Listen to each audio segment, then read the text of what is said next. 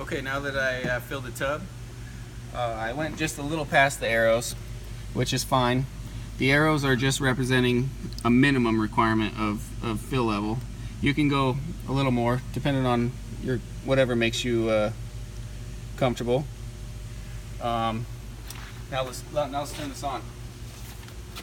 So the GFCI cord, remember the green button turns it on, blue button turns it off. Plug it in, turn it on. The little green icon light will come on showing that it's got power. Okay, so now it's turning on. We'll give it a second to fire up. Okay, so this button up here in the top left corner is your pump button. If you push it once, it'll turn on to low speed. Push it again, it'll go on high speed. Here is your light button. If you push it, it'll turn your light on. Push it, turn it off. Your standby button here. If you want calm water and it's in a filtration mode, you can push that. It'll cancel everything out and it'll be calm water for you. This is your settings button.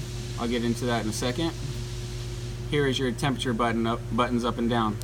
You can turn the temperature up, down, and when you do that, it'll show a little thermometer over here. That's showing what your set point is, and then it'll go back to your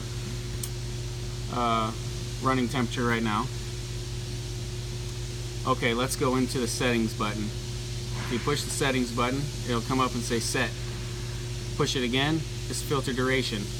This number here is representing the hours that it will run. So if you push it again, it'll be filter frequency, and that is how many times it will run. If you multiply those two numbers together, so I had 2 and 3, which makes 6 hours. That's going to run 6 hours in a 24-hour period. After those, we got CP, which is Coldtub PAL. That should be set to 0. Your Coldtub PAL is your salt cell sanitizing system.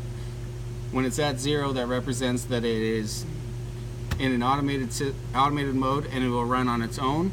If you turn it up, you can go all the way to 24, and that represents how many hours in a 24-hour period that it will run manually. And so let's go over these flashing arrows here, or these arrows here. This first one is your pump. When it's flashing, that symbolizes that it's on low speed. If you turn it on to high speed, it'll be solid.